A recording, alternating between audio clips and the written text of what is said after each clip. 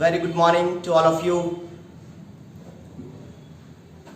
हम लोगों का ये जो सीरीज चल रहा है, ये सीरीज चल रहा है बच्चों halo alkane and hello arene के एनसीईआरटी के एक्सरसाइज डिस्कस कर रहे हैं हम लोग। और इसके अंतर्गत दो लेक्चर्स पार्ट 1 एंड पार्ट 2 जा चुका है और पार्ट 3 हम लोग आज करने जा रहे हैं, ठीक है। और इसके अंतर्गत पार्ट 1 एंड पार्ट 2 में हम लोगों ने इंटेक्स्ट एंड एक्सरसाइज के कुछ क्वेश्चंस किए थे और आज हम लोग एक्सरसाइज के 10.3 क्वेश्चन नंबर डिस्कस करने जा रहे हैं। क्लास 12 के बच्चों के लिए केमिस्ट्री है ये, organic chemistry, halo alkanes and halo arenes. Okay बच्चों, चलिए इधर ध्यान देंगे सभी कोई। कॉपी कलम लेकर बैठो बालक, ऐसे नहीं बैठिए, कॉपी कलम लेकर बैठेंगे, सीखेंगे। आज का क्लास बहुत अच्छा है, सीखने के उद्देश्य से बहुत अच्छा कॉन्सेप्ट देखने को आपको मिलेगा, ठीक है। तो हम लोग चलते हैं क्लास की तरफ, टाइम वेस्ट नहीं करते हैं। और सबसे पहले लाते हैं हम लोग 10.3 एक्सरसाइज का 10.3 सवाल है और 10.3 कहता है स्ट्रक्चर बनाना है। लास्ट क्लास में हमने क्या देखा था, आपके पास कंपाउंड का स्ट्रक्चर बना हुआ था और आपको उसका IUPAC नेम लिखना था। आज आपको कंपाउंड का नेम लिखा हुआ है और उससे आपको उसका स्ट्रक्चर ड्रॉ करना है, ठीक है। ड्रॉ स्ट्रक्चर, ये मैंने क्लास में बहुत बार सिखाया है, लेकिन तुम लोगों का जिद रहता है कि नहीं सर एनसीईआरटी क्वेश्चन करवेबे करिए करवेबे करिए करवेबे करिए, तो उसी को करवा रहे हैं। शायद इसके बावजूद भी तुम लोग अच्छा कर सको। अगर इसके बावजूद अच्छा नहीं कर रहे हो तो फिर मेरी गलती नहीं है, ठीक है। मैं अपना बेस्ट दे रहा हूँ, मैं अपना मेहनत कर रहा हूँ। अगर आप नहीं कर रहे हैं तो ये आपकी फॉल्ट है, मेरी तरफ से कोई फॉल्ट नहीं रहेगी। इतना DPP का क्वेश्चन कराओ, एनसीईआरटी क्वेश्चंस कराओ, क्लास में एग्जाम्पल्स कराओ, उसके बाद भी अगर तुम लोग नहीं सीख रहे हो ऑर्गेनिक, क्लास 12th पढ़ाने से पहले 11th पढ़ाए हैं आपको 10-10 15-15 घंटा, उसके बाद भी अगर तुम लोग नहीं कर रहे हो, इसका मतलब तुम लोग प्रैक्टिस नहीं कर रहे हो, सिंपल सी बात है। सबसे पहला सवाल है 2-chloro-3-methyl पेंटेन, 2-chloro-3-methyl पेंटेन, इसको तो आप लोग बना ही लेंगे। बहुत सारे बच्चे पेंटेन नहीं ड्रॉ करने जानते हैं, उनको साथ हम क्या करें, कुछ नहीं कर सकते हैं। चलिए खैर, इतना तो मुझे भरोसा है कि जो बच्चे पेंटेन लिखने नहीं जानते हैं वो इस वीडियो को नहीं ही देख रहे होंगे। इस वीडियो को वही बच्चे देख रहे होंगे जिनमें थोड़ी बहुत कॉन्सेप्ट है, क्योंकि ये एनसीईआरटी का एक्सरसाइज है तो उन बच्चों को मतलब ही नहीं है, क्योंकि उनको नोट से ही मतलब है बस। तो इतना मुझे पता है कि जिन बच्चों को थोड़ा बहुत कुछ आता जाता है वही बच्चे इस वीडियो को देख रहे होंगे और उन्हीं के लिए मैं बात कर रहा हूँ, उनको ध्यान में रखते हुए। यहाँ पर देखिए आपके पास पेंटेन है। सबसे पहला सवाल होता है आपका वर्ड रूट देखना। कभी भी स्ट्रक्चर ड्रॉ करना हो तो हमेशा वर्ड रूट ड्रॉ कीजिए, इसको ढूंढिए इसमें सबसे मेन वर्ड क्या है। तो हम देख पा रहे हैं इसमें जो मेन वर्ड है ये है मेरा पेंटेन। हमेशा वर्ड रूट हमेशा लास्ट में रहेगा, हमेशा कहाँ रहेगा, लास्ट में। तो पेंटेन, पेंट मतलब कितना कार्बन, 5 कार्बन। तो सबसे पहले क्या करना है आपको, 5 कार्बन लिखना है, 1 2 3 4 और 5। पेंटेन बोला है, पेंट मतलब 5 कार्बन और ANE लास्ट में लगा है, मतलब सब में सिंगल बॉन्ड है।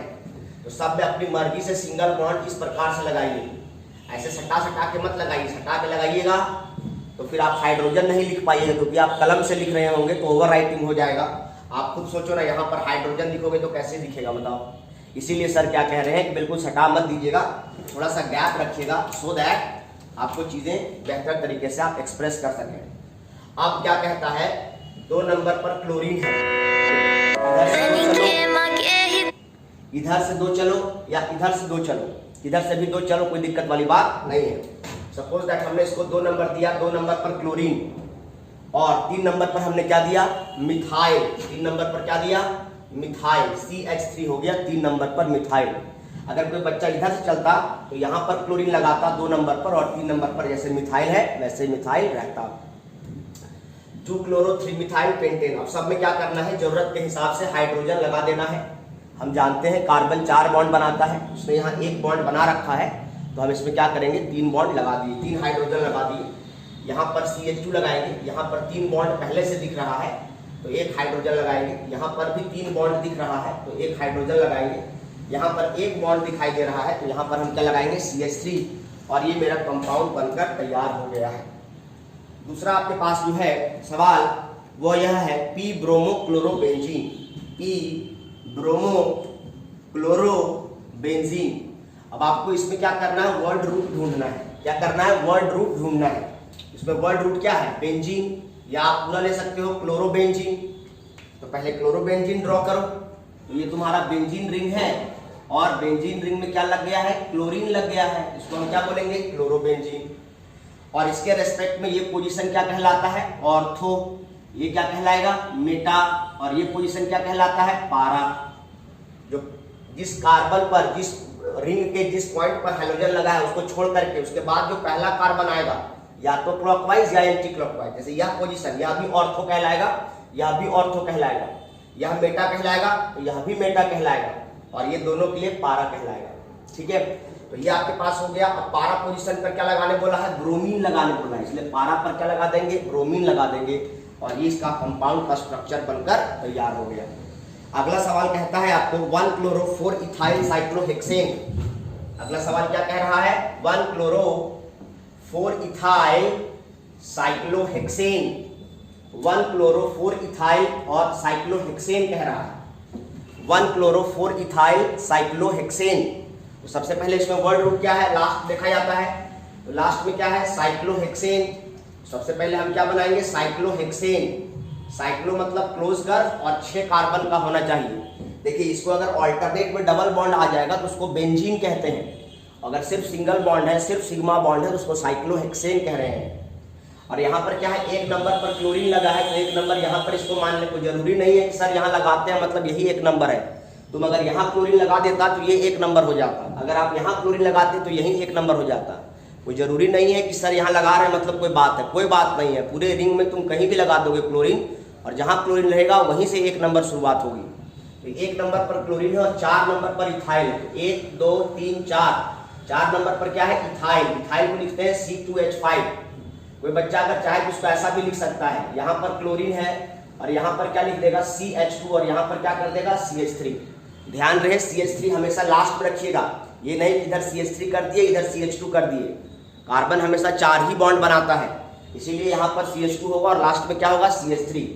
1-chloro-4 इथाइल साइक्लोहेक्सेन, ये इस कंपाउंड का स्ट्रक्चर है। यह भी सही है, यह भी सही है। अगला सवाल है आपके पास, हाँ ये अच्छा क्वेश्चन है, 2,2-chloropheniल। अगला सवाल है 2,2-chloropheniल। 2-chloropheniल, याद रखिए बेंजीन रिंग जब ब्रांच की तरह बिहेव करता है, बेंजीन रिंग जब ब्रांच की तरह बिहेव करता है उसको हम लोग क्या कहते हैं, बेंजाइल नहीं फेनाइल कहते हैं। वेरी गुड, 2,2-chloropheniल। और उसके बाद क्या है, 1 आयोडो, और उसके बाद क्या है, ऑक्टेन। 1 iodo octane. अगला सवाल है 2,2-chloropheniल 1 आयोडो ऑक्टेन। मान लीजिए आपके पास ये कंपाउंड है और आपको इसका स्ट्रक्चर ड्रॉ करना है। सर ने क्या कहा, सबसे पहले पकड़ो वर्ड रूट कौन सा है, और वर्ड रूट हमेशा किसी भी नेम में लास्ट में होता है, पेरेंट चेन जो कहते हैं। ये क्या है, आयोडो ऑक्टेन। 1 आयोडो ऑक्टेन मतलब 8 कार्बन बनाना है आपको। तो 1 carbon, 2 carbon, 3 carbon, 4 carbon, 5 6 7 8 carbon बना दिए। 1 2 3 4 5 6 7 8 कार्बन हो गया, ये ऑक्ट हो गया। सब में सिंगल बॉन्ड लगाने बोला है। क्यों बोला है, क्योंकि ANE लगा है, इसका मतलब ऑक्टेन है। जरूरत के हिसाब से हाइड्रोजन सेट कर लीजिएगा। और 1 नंबर पर आयोडीन है। सपोज दैट हमने इसको 1 नंबर माना और उस पर लगा दिया आयोडीन। अगर कोई बच्चा उधर से न चलकर इधर से चलता तो यहाँ पर इसको 1 नंबर पर आयोडीन वो लगा सकता था। तो यहाँ पर क्या हो गया, 1 यहाँ पे भी लगा सकते थे आयोडीन। अगर यहाँ लगा रहे हैं तो वहां नहीं लगाएंगे, वहां लगा रहे हैं तो यहाँ नहीं लगाएंगे। Okay, 1 iodo octane. उसके बाद क्या है, 2 नंबर पर, 2 नंबर इसको मान रहे हैं। जब इसको 1 माने तो इसको 2 मानेगा। ये नहीं इधर से चला 1 मान लिया, इधर से 2 मान लिया। अबे यार, इधर से 1 माने उधर से ही 2 मानना प्यारे। तो यहाँ पर 1 है, यहाँ पर 2। 2 पे क्या है, 2-chloropheniल। क्लोरोफेनाइल है, बेंजीन रिंग ब्रांच की तरह बिहेव कर रहा है और उसमें क्लोरीन लगा हुआ है। और क्लोरीन भी कहाँ लगा हुआ है, क्लोरोफेनाइल तो हो गया। 2 नंबर पर वाले कार्बन पर क्लोरोफेनाइल, फेनाइल तो हो गया। और क्लोरीन कहाँ लगाने बोला है, 2 नंबर पर। फेनाइल में भी 2 नंबर पर क्लोरीन लगाने बोला है। ये तुम्हारा 1 नंबर है और ये तुम्हारा 2 नंबर है। इसको बोल रहे सर ये आप कैसे जान गए कि यही 2 नंबर है। तो ब्रांच का वो कार्बन जो पेरेंट चेन से कनेक्टेड होता है, ब्रांच का वो कार्बन जो पेरेंट चेन से कनेक्टेड होता है वहीं से गिनती शुरू होती है। तो ये 1 नंबर है, 2 नंबर या तो इधर चला जाएगा या 2 नंबर यहाँ पर चला जाएगा। समझ रहे हो, या तो 2 नंबर यहाँ आ जाएगा या 2 नंबर यहाँ आ जाएगा। 2 नंबर पर क्या है, क्लोरीन लगाने बोला था, 2 नंबर पर क्लोरीन लगा दिए। अब जरूरत के हिसाब से हाइड्रोजन सेट कर देंगे। ये कार्बन 2 बॉन्ड बना रखा है तो CH2, ये 3 बना रखा है तो CH, ये 2 बना रखा है तो CH2, ये भी 2 बना रखा है CH2, ये 2 बना रखा है CH2, CH2, CH2 और लास्ट में क्या हो जाएगा CH3। क्यों? क्योंकि इसने सिर्फ एक ही बॉन्ड बनाया है। तो CH3, CH2, CH2, CH2, CH2, CH2, CH, CH2 और उसमें लास्ट में आयोडीन और सेकेंड लास्ट में क्या करना है, बेंजीन रिंग लगा करके, और बेंजीन रिंग के सेकेंड कार्बन पर क्लोरीन लगा देना था। बन गया आपके पास कंपाउंड, तैयार हो गया। आशा करते हैं आपको समझ में आया होगा। किसी को अगर कोई बात नहीं समझ में आए तो वो कमेंट करके अपना सवाल पूछ सकते हैं। ठीक है, तो यहां तक हो गया पहला, दूसरा, तीसरा और चौथा। ये C नंबर का सवाल था और ये D नंबर का सवाल था। ठीक है, अब मैं थोड़ा साइड हो जाता हूं आप, ताकि इसका स्क्रीनशॉट ले सकें या इसको विजुअलाइज कर सकें, एनालाइज कर सकें। ठीक है, आगे चलते हैं। इसके बाद अगला सवाल आपके पास है 5 नंबर 2 ब्रोमोब्यूटेन।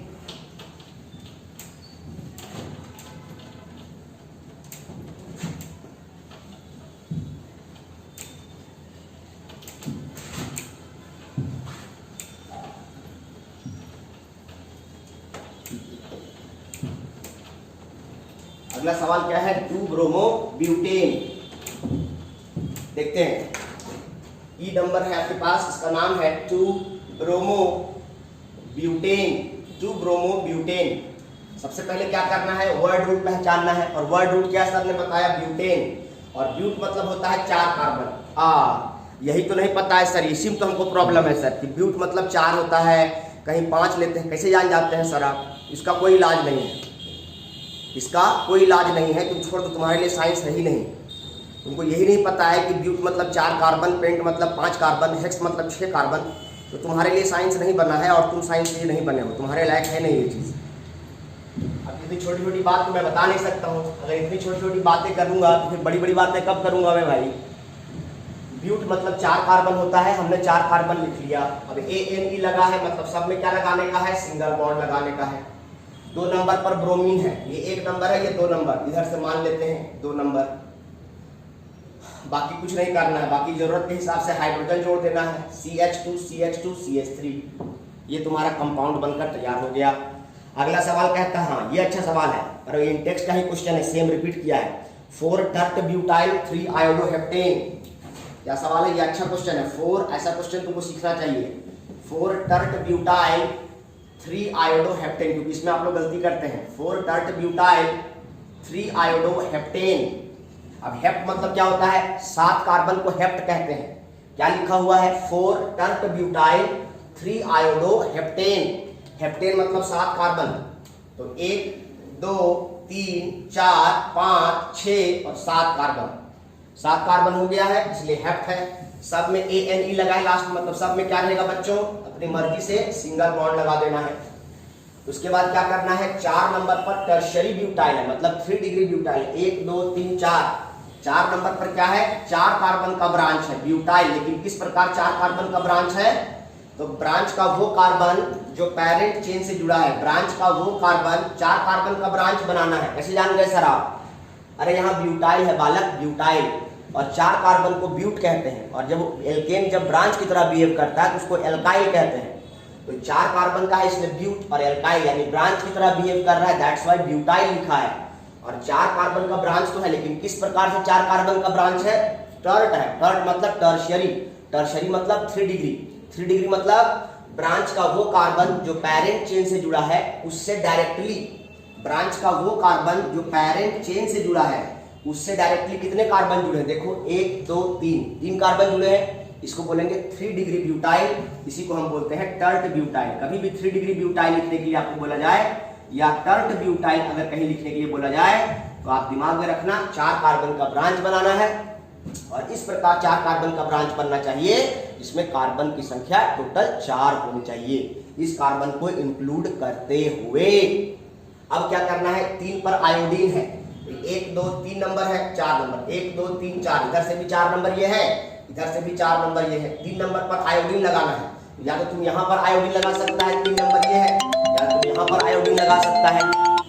कहाँ लगा सकता है, 3 नंबर ये तुम्हारा है, तुम यहाँ पर आयोडीन लगा सकता है, यहाँ पर क्या लगा सकता है, आयोडीन। मान लो हमने इधर से काउंटिंग कर दिया 1 2 3 4 5 6 और 7, 3 नंबर ये आया, इसलिए हमने यहाँ पर क्या लगा दिया, आयोडीन।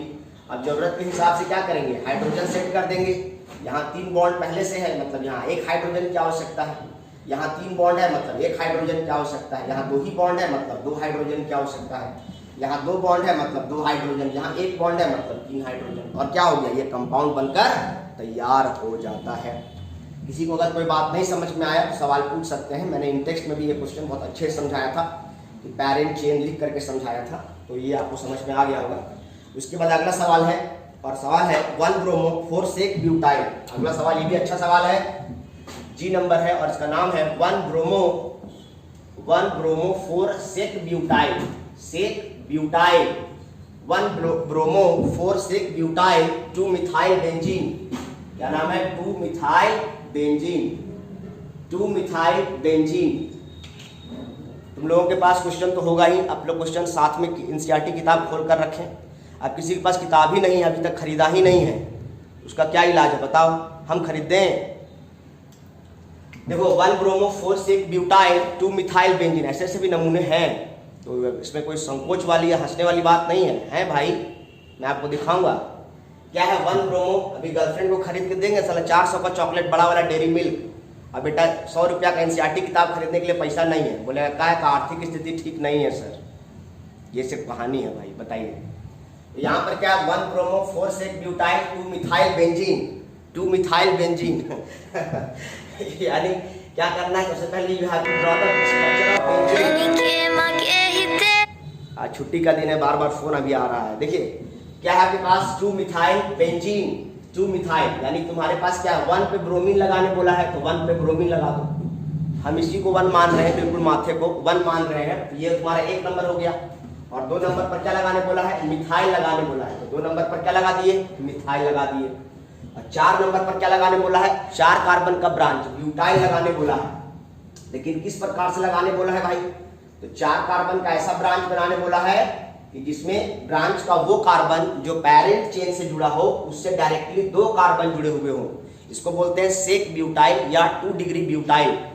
तो बच्चा इसको चाहे, जो इंटेलिजेंट बच्चा होगा वो चाहे तो उसको ऐसा भी लिख सकता था, और कोई ऐसा लिख के परेशान होते नहीं रहेगा या मेरे को करते नहीं रहेगा, सर ऐसा लिख सकते हैं, सर ऐसा, सर वैसा लिख सकते हैं, सर वैसा। अबे तुम कैसे भी लिख सकते हो, बस तुमको ये देखना है कि जिस कार्बन ब्रांच का वो कार्बन जो पेरेंट चेन से जुड़ा है, ब्रांच का वो कार्बन जो पेरेंट चेन से जुड़ा है, उससे डायरेक्टली कितना कार्बन जुड़ा है, 2 कार्बन जुड़ना चाहिए। ऐसे लिखो, ऐसे लिखो, ऐसे लिखो, क्या फर्क पड़ता है यार। तो ब्रांच का वो कार्बन जो पेरेंट चेन से जुड़ा है, उससे डायरेक्टली कितने कार्बन कनेक्टेड होने चाहिए, 2। इसी को बोलते हैं सेक ब्यूटाइल। ऐसा नहीं कि मैंने सर ने ऐसा लिखा है या किताब एनसीईआरटी में ऐसा लिखा है तो एकदम हो गया, वही लकीर हो गया, वो मिट नहीं सकता भाई। ऐसे भी लिख सकते हैं, ऐसे भी लिख सकते हैं, 2 डिग्री कॉन्सेप्ट को समझिए। इसी को बोलते हैं सेक ब्यूटाइल या 4 कार्बन का ब्रांच। ऐसे भी आप बात बराबर ही है बच्चों, ये वाला सेम चीज है, बस ऐसे था उसको ऐसे कर दिए, क्या दिक्कत है यार। ये तुम्हारा बन गया 1 bromo 4 sec butyl 2 methyl benzene. यह भी सही है और यह भी सही है, दोनों में से कोई एक ही लिखना है, दोनों नहीं लिख के आना है, ठीक है। चलिए ये भी आपको आ गया, समझ में आ गया कब इसको सेक ब्यूटाइल बोलना है, 2 डिग्री ब्यूटाइल कब बोलना है, 3 डिग्री ब्यूटाइल कब बोलना है, सेक ब्यूटाइल कब बोलना है, टर्ट ब्यूटाइल कब बोलना है। अगर ब्रांच का वो कार्बन जिससे पेरेंट चेन कनेक्टेड है, उससे अगर 2 कार्बन कनेक्टेड है तो उसको 2 डिग्री। ब्रांच का वो कार्बन जिससे पेरेंट चेन कनेक्टेड है, उससे पेरेंट चेन से जो कनेक्टेड है उससे डायरेक्टली 3 कार्बन कनेक्टेड है, उसको बोलेंगे 3 डिग्री। टोटल कितना कार्बन का ब्रांच है, 1 2 3 4, इसमें ब्यूटाइल। टोटल कितने कार्बन का ब्रांच है, 4 कार्बन, इसीलिए ब्यूटाइल। पर कैसा butyl, sec butyl, tert butyl. चलो समझ में आ गया आप लोगों को, इसमें ज्यादा समय बर्बाद करने की जरूरत नहीं है, हो गया ना ये। चले आगे, इसके बाद नाम क्या लिखा था, 1 bromo 4 sec butyl 2 methyl benzene. Okay, now the next one, last question है 1,4 डाई ब्रोमो ब्यूटूइन।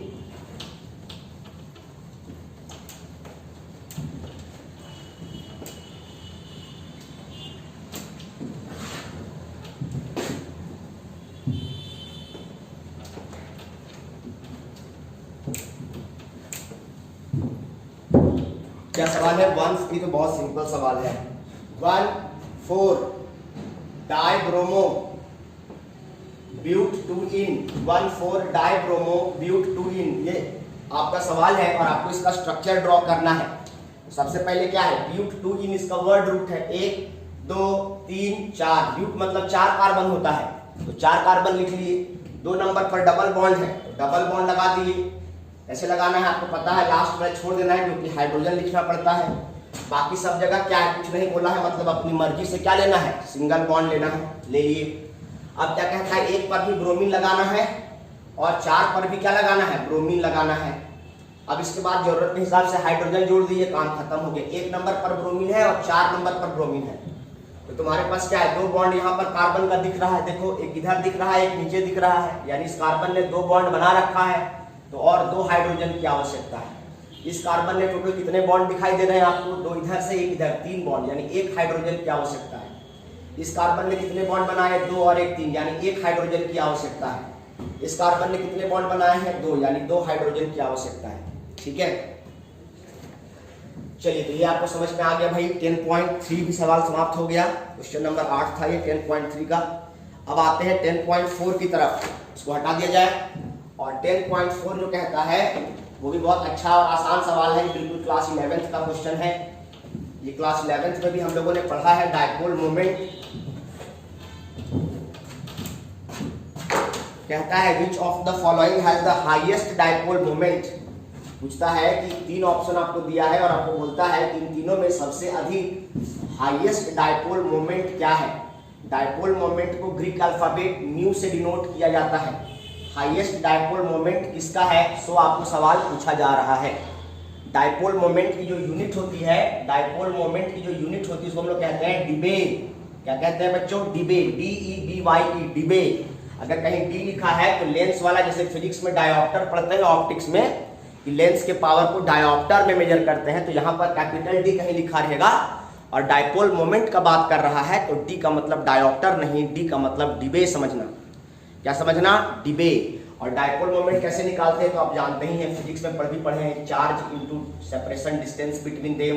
इसको हम लोग क्या कहते हैं डायपोल मोमेंट कहते हैं, charge into separation distance between them, Q into 2a या Q इंटू a। तो आपको समझाने की जरूरत तो है नहीं क्योंकि सब बच्चों ने इलेक्ट्रोस्टैटिक पहला चैप्टर तो फिजिक्स का पढ़ ही लिया होगा, तो आपको पता ही है कि डायपोल मोमेंट क्या होता है। चलते हैं आगे। इसके बाद अब कहता है कि इसका डायपोल मोमेंट सबसे ज्यादा होगा। आपके पास सवाल है, पहला है आपके पास CH2Cl2, दूसरा है आपके पास CHCl3 और तीसरा है तुम्हारे पास CCl4 कार्बन टेट्राक्लोराइड है और इसको हम लोग कहते हैं CCl4, गलती लिखा गया CCl4 कार्बन टेट्राक्लोराइड। ये 3 चीजें पूछता है कि तीनों में सबसे अधिक डायपोल मोमेंट किसका होगा। सबसे पहले इसका स्ट्रक्चर बना के देखो। ये मान लेते हैं तुम्हारे पास हाइड्रोजन है, क्लोरीन है। इसका स्ट्रक्चर बनाओ CH, कार्बन 4 बॉन्ड बनाता है, 4 बॉन्ड बनाओ, H क्लोरीन, यहाँ पर इसका स्ट्रक्चर बनाओ, कार्बन 4 बॉन्ड बनाता है, क्लोरीन और क्लोरीन। अब समझिए, देखना आपको यह है कि कौन ज्यादा या कम इलेक्ट्रोनेगेटिव है, ध्यान समझने की जरूरत है। यहाँ पर देखो कार्बन और हाइड्रोजन में ना हाइड्रोजन ज्यादा इलेक्ट्रोनेगेटिव होता है, तो हाइड्रोजन के शेयर्ड पेयर इलेक्ट्रॉन को कार्बन और हाइड्रोजन में कार्बन ज्यादा इलेक्ट्रोनेगेटिव होता है, तो ये क्या करेगा कार्बन, क्योंकि ये इलेक्ट्रोनेगेटिव एटम से कनेक्टेड होने के कारण ये कार्बन हाइड्रोजन के इलेक्ट्रॉन को खींचेगा, तो इसको हम लोग कहते हैं बॉन्ड मोमेंट। देखो मैंने 2 वर्ड अंग्रेजी में यूज किया, एक डायपोल मोमेंट और एक bond moment. Net moment, total bond moment को डायपोल मोमेंट कहा जाता है। ठीक है, तो अगर हम यहाँ बॉन्ड मोमेंट की बात कर रहे हैं तो कार्बन और हाइड्रोजन में हाइड्रोजन के इलेक्ट्रॉन को कार्बन खींचेगा, इसीलिए इलेक्ट्रॉन को जाते हुए इधर दिखा रहे हैं। उसी प्रकार कार्बन और हाइड्रोजन में फिर से हाइड्रोजन का इलेक्ट्रॉन कार्बन खींचेगा, इसलिए इसको इधर दिखा रहे हैं। अब देखो कार्बन और क्लोरीन में कौन ज्यादा इलेक्ट्रोनेगेटिव है, क्लोरीन, उसके इलेक्ट्रॉन को इधर खींचेगा। कार्बन और क्लोरीन में ज्यादा इलेक्ट्रोनेगेटिव क्लोरीन, तो क्लोरीन कार्बन के इलेक्ट्रॉन को खींचेगा। अब देखो इसका भी डायरेक्शन इधर ही है, इसका भी डायरेक्शन इधर है, यानी नेट डायरेक्शन। अगर आप लोग ने वेक्टर क्वांटिटी तो पढ़ा ही होगा थोड़ा बहुत क्लास 11 में, पता नहीं जानते हैं कि नहीं, एक रिजल्टेंट वेक्टर निकाला जाता है जो उन दोनों के बीच में होता है। यानी एक फोर्स इधर लग रहा है, एक फोर्स इधर लग रहा है, क्या दोनों एक दूसरे को कैंसिल कर रहे हैं क्या? नहीं। तो इन दोनों का रिजल्टेंट कहीं इधर आएगा कि नहीं आएगा बीच में, यानी ये कैंसिल नहीं हो रहा है। इसका बॉन्ड मोमेंट एक्सपेरिमेंटली क्या देखा गया है, म्यू का जो वैल्यू है वो शायद इसकी जो वैल्यू आती है वो है 1.62 डिबे। कितनी है? 1.62 डिबे आती है। यहाँ पर देखो, आप यहाँ पर कार्बन और हाइड्रोजन में ज्यादा इलेक्ट्रोनेगेटिव कौन है? कार्बन। तो कार्बन इलेक्ट्रॉन खींचेगा, कार्बन और क्लोरीन में कौन खींचेगा? क्लोरीन खींचेगा। कार्बन और क्लोरीन में क्लोरीन खींचेगा, कार्बन और क्लोरीन में क्लोरीन खींचेगा। यहाँ पर ध्यान देने की जरूरत है। यहाँ का देखो ये वाला, एक तो क्लोरीन नीचे खींच रहा है और एक क्लोरीन कहाँ खींच रहा है? ऊपर की तरफ खींच रहा है। तो एक इधर खींच रहा है, एक इधर खींच रहा है, यानी 5 न्यूटन से इधर फोर्स लग रहा है सपोज दैट, और 5 न्यूटन इधर लग रहा है। तो रिजल्टेंट फोर्स क्या हुआ? अरे मैं कहता हूँ 5 न्यूटन से हमको इधर खींच रहा है कोई, और 5 न्यूटन से इधर खींच रहा है, तो मैं किधर को जाऊंगा? तो मेरा जवाब है, आपका भी यही जवाब होगा, किधर भी नहीं। नेट रिजल्टेंट फोर्स 0 लग रहा है क्योंकि फोर्स का मैग्नीट्यूड इक्वल है और डायरेक्शन ऑपोजिट है, जिस कारण से ये दोनों एक दूसरे को क्या कर देंगे? कैंसल आउट कर देंगे, कैंसल आउट कर देंगे। तो इधर का क्लोरीन खींच रहा है इलेक्ट्रॉन, इधर का क्लोरीन खींच रहा है इलेक्ट्रॉन, इस कारण से इसका इलेक्ट्रॉन यही रह जाएगा, यानी इसमें बॉन्ड मोमेंट या चार्ज डायपोल क्रिएट नहीं होगा। अब देखो ये वाला तो कैंसिल हो गया, इसकी वजह से क्या हो गया बच्चों? ये वाला जो है इसकी वजह से क्या हो गया? कैंसिल हो गया। इसकी वजह से कैंसिल हो गया ना, क्योंकि एक क्लोरीन नीचे एक क्लोरीन ऊपर। अब देखो यहाँ पर सिर्फ इसकी वजह से फोर्स रह गया, एक डायरेक्शन में रह गया, यानी फोर्स यहाँ पर एक डायरेक्शन में रह गया। सिर्फ एक तरह का बॉन्ड मोमेंट आपको अल्टीमेटली दिखाई दिया, और यहाँ पर आपको बॉन्ड मोमेंट एक ऐसा भी दिखाई दिया और एक ऐसा भी दिखाई दिया। 2 बॉन्ड मोमेंट दिखाई दिया, जबकि यहाँ एक ही बॉन्ड मोमेंट दिखाई दिया। ठीक है, तो यहाँ पर देखो, यहाँ पर तो तुम समझ ही गए होगे, कार्बन और क्लोरीन में क्लोरीन खींचेगा, कार्बन और क्लोरीन में क्लोरीन खींचेगा, कार्बन और क्लोरीन में क्लोरीन खींचेगा, कार्बन और क्लोरीन में क्लोरीन खींचेगा। इसका मतलब नेट क्या हो गया? ओवरऑल क्या हो गया? कैंसिल। क्यों सर? अरे बाबा, ये दोनों एक दूसरे को कैंसिल कर रहे हैं क्योंकि ऑपोजिट डायरेक्शन में है। ये दोनों एक दूसरे को कैंसिल कर रहे हैं क्यों? क्योंकि ऑपोजिट डायरेक्शन में है। तो ये दोनों कैंसिल और ये दोनों कैंसिल। इस प्रकार अल्टीमेटली क्या होगा? इस पर कोई बॉन्ड मोमेंट नहीं लग रहा है, यानी इसका नेट डायपोल मोमेंट, इसको हम लोग ग्रीक अल्फाबेट म्यू से निर्भर करते हैं, और ये क्या है? 0। और नेट डायपोल मोमेंट म्यू का वैल्यू अगर 0 है तो हम बोलेंगे ये मॉलिक्यूल कैसा मॉलिक्यूल है? तो आपका जवाब होगा नॉन पोलर मॉलिक्यूल है। कैसा मॉलिक्यूल है? नॉन पोलर या नॉन पोलर मॉलिक्यूल है। पोलर या नॉन पोलर पहचानने का तरीका यही होता है, कौन ज्यादा पोलर या कौन कम पोलर। तो जिसका डायपोल मोमेंट ज्यादा वो ज्यादा पोलर, जिसका डायपोल मोमेंट कम वो कम पोलर, जिसका डायपोल मोमेंट 0 वो नॉन पोलर। समझ में आया? अब बताइए, इसका भी अगर हम बात करें तो इसका जो बॉन्ड मोमेंट का वैल्यू आता है वो आता है, इसका जो बॉन्ड मोमेंट इसका सेकंड वाले का आता है वो आता है 1.03 डायोप्टर एक्सपेरिमेंटली, और ये कितना आ रहा है? 1.62 डायोप्टर। और इसका कितना आ रहा है? म्यू का वैल्यू 0 आ रहा है। आपको पूछा है कि इन तीनों में सबसे ज्यादा हाईएस्ट डायपोल मोमेंट किसका है? तो जवाब है फर्स्ट वाले का। आंसर है शॉर्टकट में, अगर नॉट सेल में बात करें तो फर्स्ट वाले का। क्यों? क्योंकि फर्स्ट वाले में 2 बॉन्ड मोमेंट कार्य कर रहा है सेंट्रल कार्बन पर, 2 बॉन्ड मोमेंट काम कर रहा है, एक हाइड्रोजन क्लोरीन की वजह से ऐसे और एक हाइड्रोजन क्लोरीन की वजह से ऐसे। जबकि यहाँ पर एक वाला कैंसिल हो जा रहा है और सिर्फ एक ही वाला यहाँ क्लोरीन की संख्या 2 थी, परंतु यहाँ क्लोरीन की संख्या 3 हो गई। 3 होने के बावजूद 3 में से क्या हो जा रहा है? 2 जो है वो बढ़ाने के बजाय दोनों मिलकर घटा दिया, नेट कैंसिल कर दिया, सिर्फ एक यहाँ पर रह गया। जबकि यहाँ 2 बॉन्ड मोमेंट था, यहाँ 1 बॉन्ड मोमेंट है, और यहाँ एक भी बॉन्ड मोमेंट नहीं है, और इस कारण से इसका नेट डायपोल मोमेंट 0 हो गया। अगर हमको कोई पूछे कि इन तीनों में ये क्लोरोफॉर्म है CHCl3, अगर क्लोरीन की जगह पर CHI3 हो जाता है जिसको बोलते हैं आयोडोफॉर्म, अगर क्लोरीन की जगह ब्रोमीन हो जाता CHBr3 इसको बोलते हैं ब्रोमोफॉर्म। समझना, ये नहीं कि इसका क्लोरोफॉर्म खाली हम लोग को पढ़ना है तो क्लोरोफॉर्म पढ़ा दिए। CH के साथ 3 क्लोरीन लगा है तो क्लोरोफॉर्म, CH के साथ 3 ब्रोमीन लगा है तो ब्रोमोफॉर्म, CH के साथ 3 आयोडीन लगा है तो आयोडोफॉर्म। तो ये आयोडोफॉर्म, क्लोरोफॉर्म, ब्रोमोफॉर्म समझ में आपको आ गया। अब इन तीनों में क्या है? क्लोरीन की संख्या बढ़ते जा रही है लेकिन डायपोल मोमेंट घटते जा रहा है। गजब बात, ध्यान देने की जरूरत है। खैर, इसमें आपको ज़्यादा दिमाग लगाने की अब जरूरत नहीं है, आपको सीखने की जरूरत थी डायपोल मोमेंट का यूनिट क्या होता है? डीवे होता है। और डायपोल मोमेंट की मदद से आप ये निकाल सकते हैं कि कौन पोलर है या नहीं है। अगर नेट डायपोल मोमेंट 0 है इसका मतलब molecule net dipole moment zero है मतलब नॉन पोलर है, अगर नेट डायपोल मोमेंट जीरो नहीं है मतलब पोलर है। ज्यादा जिसका डायपोल मोमेंट है वो ज्यादा पोलर है, कम जिसका डायपोल मोमेंट है कम पोलर है। समझ में आ गया? चलें आगे इसके बाद। चलो ठीक है, इसका स्क्रीनशॉट ले लीजिए। वो नॉन पोलर है और ये दोनों पोलर है। ये कैसा है? पोलर है, क्योंकि इसका नेट डायपोल मोमेंट ये पोलर है। ये कैसा है? मॉलिक्यूल कैसा है? पोलर मॉलिक्यूल है। दोनों में ज्यादा पोलर कौन है? तो ये मोर पोलर है। क्यों मोर पोलर है? क्योंकि इसका डायपोल मोमेंट ज्यादा है इसके कंपैरेटिवली।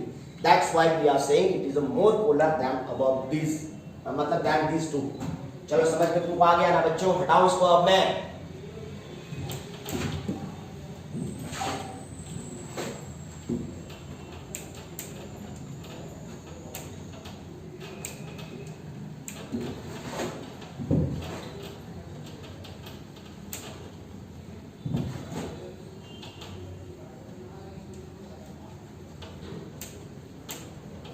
चलिए समझ में आ गया। अगला सवाल क्या कहता है? ओके, बहुत अच्छा क्वेश्चन है 10.5। देखने में लग रहा है थोड़ा सा बोरिंग सा, पर 10.5 बहुत सारा कॉन्सेप्ट सिखाने में आपको मदद करेगा। तो हम लोग अगले सवाल की तरफ आते हैं और अगला सवाल होगा हमारे लिए 10.5 एक्सरसाइज का क्वेश्चन। ठीक है, देखो 10.5 क्या कहता है। 10.5 तुम लोगों के पास तो किताब है ही, क्वेश्चन लिख करके मैं समय बर्बाद नहीं करना चाहता हूँ, सीधा सीधा पॉइंट पर आता हूँ।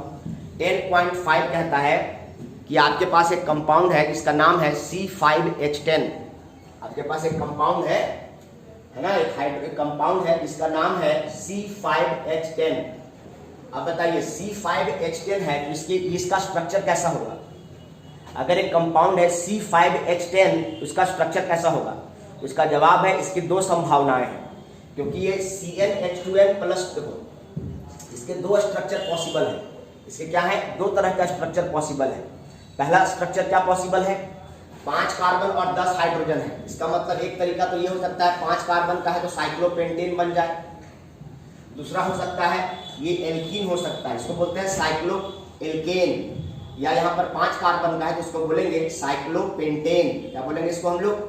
साइक्लोपेंटेन बोलेंगे। एक और तरीका क्या हो सकता है? सपोज ये एल्कीन बन सकता था। क्या बन सकता था? एल्कीन, क्योंकि एल्कीन का ही जनरल फॉर्मूला होता है CnH2n।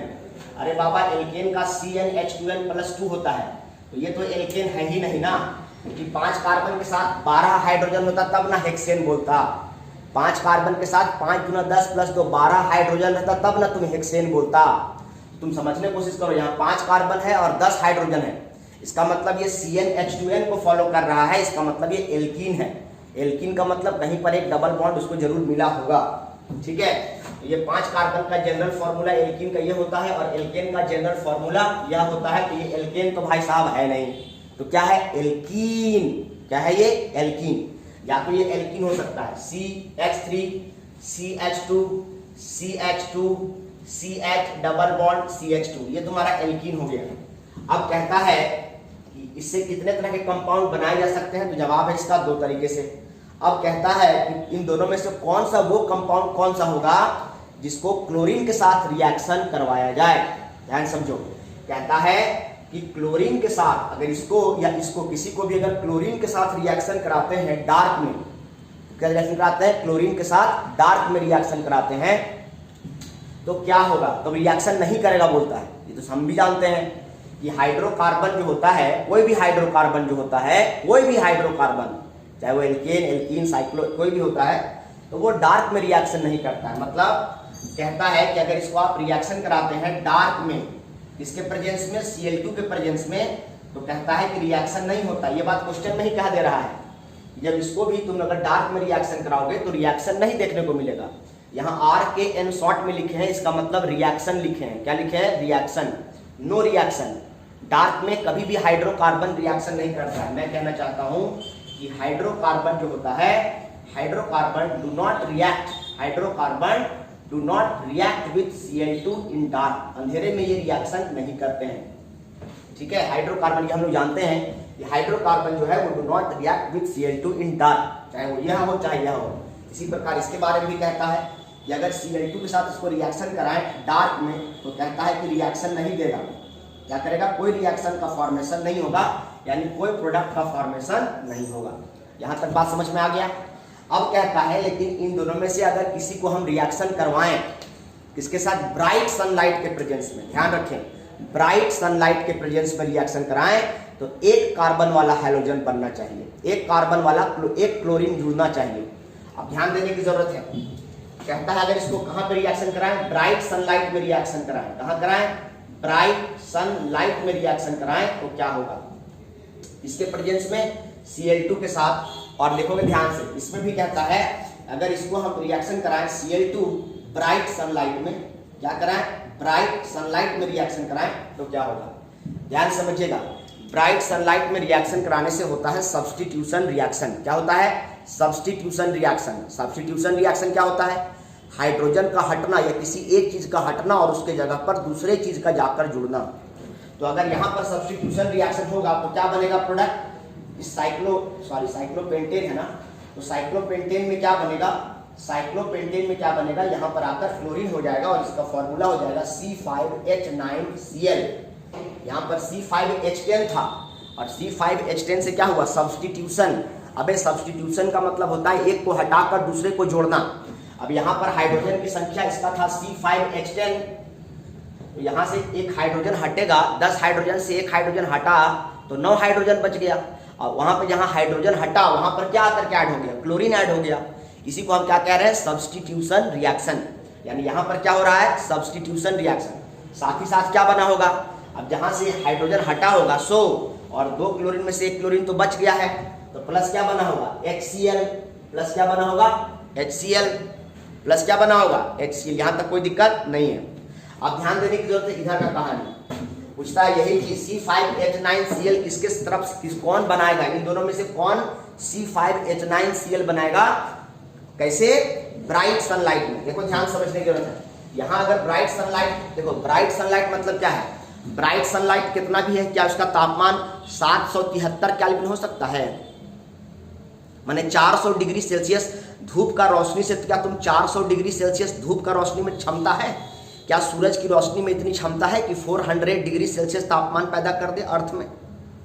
तुम सोचने वाली बात है, क्या सूरज की रोशनी में इतनी क्षमता है कि वो 400 डिग्री सेल्सियस टेम्परेचर पैदा करे, नहीं। देखो ये जो रिएक्शन होता है, ये रिएक्शन ब्राइट सनलाइट के प्रेजेंस में कराएंगे ना तो एक क्लोरीन वाला रिएक्शन नहीं हो पाएगा।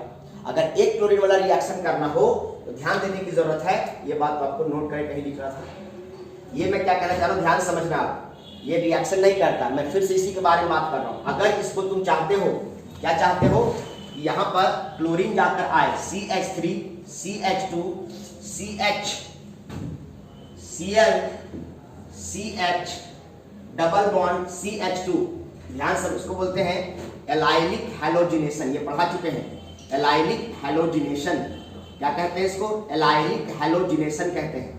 अगर तुम चाहते हो कि इसमें एक हाइड्रोजन हटे, ध्यान सुनना, अगर तुम इस एल्कीन में चाहते हो कि एक हाइड्रोजन हटे, सब्स्टिट्यूशन रिएक्शन हो, एक हाइड्रोजन हटे और उस हाइड्रोजन के जगह पर क्लोरीन आकर जुड़ जाए, क्लोरीन आकर जुड़ जाए, तो इसके लिए तुमको तापमान पता है, बहुत हाई टेम्परेचर की आवश्यकता होती है। हाई टेम्परेचर 773 केल्विन, धंस रहा है तुम लोग को, 773 273 केल्विन को 0 डिग्री सेल्सियस कहते हैं और 273 के बाद 400 डिग्री सेल्सियस जोड़ेंगे तब होगा 773 केल्विन।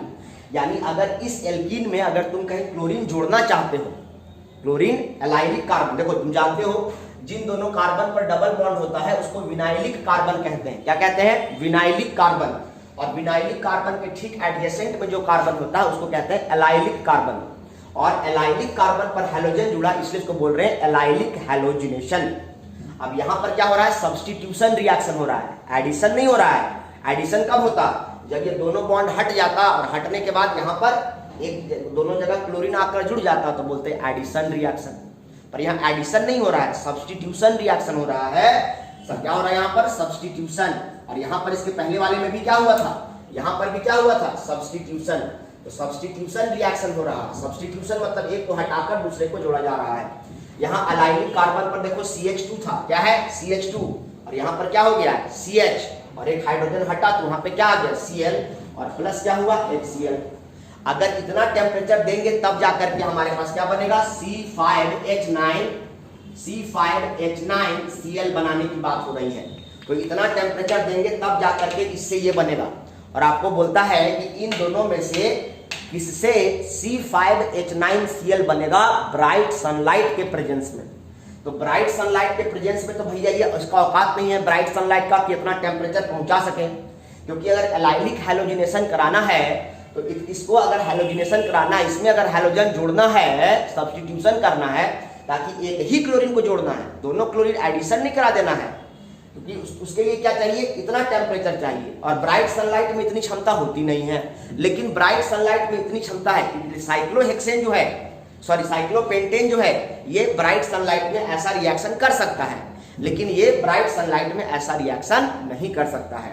तो आपको पूछता है कि C5H10 से वो C5H10 को पहचानिए कि कौन C5H10 होगा जिसको क्या करने पर ब्राइट सनलाइट में क्लोरीन के प्रेजेंस में क्लोरीनेशन कराने पर C5H9Cl मिले, यानी हाइड्रोजन को हटाकर वहां पे क्लोरीन जोड़ना है। C5H10 से C5H9Cl बने, मतलब एक हाइड्रोजन हटे और उसके जगह पर क्लोरीन जुड़े, यानी सब्स्टिट्यूशन रिएक्शन हो।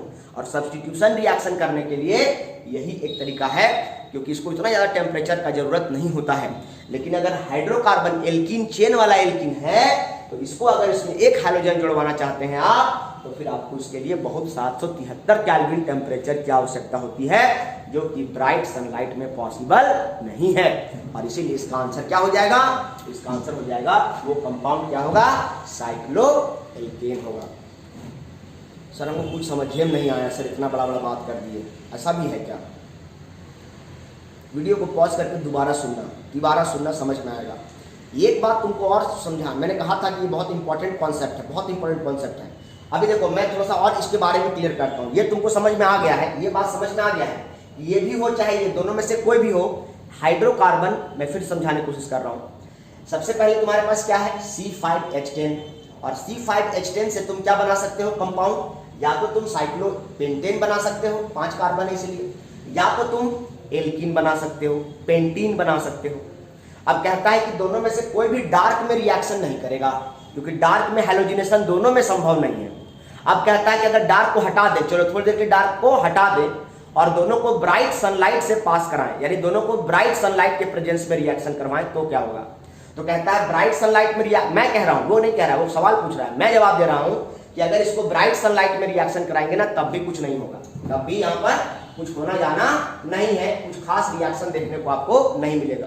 लेकिन अगर यहाँ तुम ब्राइट सनलाइट में रिएक्शन कराओगे तो यहाँ पर क्या होगा, सब्स्टिट्यूशन रिएक्शन होगा। मतलब सर, मतलब इस रिंग में जहां जहां हर कॉर्नर पर क्या है, CH2 CH2 CH2 CH2 CH2, तो किसी भी एक कॉर्नर से क्या होगा, हाइड्रोजन एक जगह से हटेगा और उस जगह पर क्लोरीन आ जाएगा, और जो हाइड्रोजन निकला सो और एक क्लोरीन बचा सो, वो क्या कर देगा, फ्री रेडिकल होने की वजह से HCl का फॉर्मेशन कर देगा। अब कहता है कि ये क्यों नहीं होगा सर, जब ये हो सकता है तो ये क्यों नहीं होगा सर, ये तो हम लोग पढ़े हैं सर, इसके बारे में हम बात करने जा रहे हैं। हम अभी क्या समझाना, इसके बाद हम एक बात और समझाना चाहते हैं, बहुत अच्छी बात समझाना चाहते हैं। तो पहले आप फिलहाल इसको यहाँ तक स्क्रीनशॉट लीजिए, फिर मैं आगे बात करता हूँ। मैं थोड़ा साइड हो जाता हूँ, इसका आप पहले स्क्रीनशॉट लें, इसको मैं और डेप्थ में समझाकर क्लियर करना चाहता हूँ। ये बहुत अच्छा सवाल है, बहुत अच्छी कुछ सीखने के लिए आपको मिलेगा यहाँ पर। इसका स्क्रीनशॉट हो गया, चलिए आगे। इसके बाद अब यहाँ ध्यान दो, मैं इसको मिटा रहा हूँ, ध्यान समझ। इसका आंसर क्या है, तुम समझ में आ गया, cyclopentane is the answer and pentene is not the answer. क्यों, अभी समझो। देखो ये सब चीजें किताबों में नहीं मिलेगी, ये सब चीजें तो क्लास में ही मिलेगी ना, किताबों में तो हर चीज नहीं संभव है बताना, ये किताब को बता समझाना।